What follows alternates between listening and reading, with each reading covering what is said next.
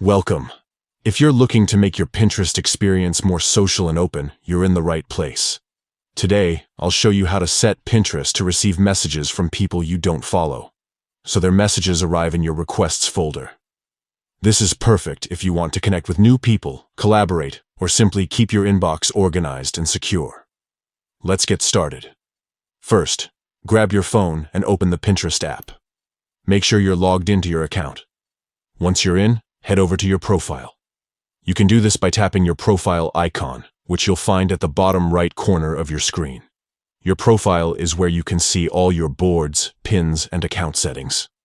Next, look for your profile picture at the very top of the screen and tap on it.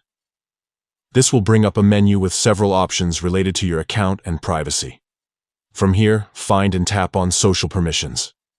This section controls who can interact with you on Pinterest, including messaging and invitations.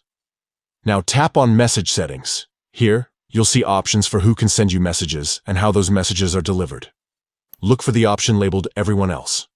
Tap on it and you'll see a few choices. To make sure you don't miss messages from people you don't follow, select Requests.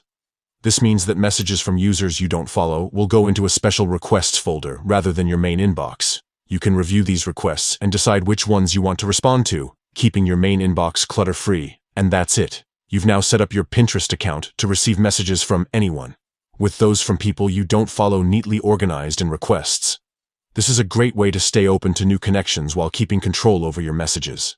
If you found this guide helpful, don't forget to like and subscribe for more social media tips and tricks. Thanks for watching, and enjoy exploring Pinterest with your new messaging settings.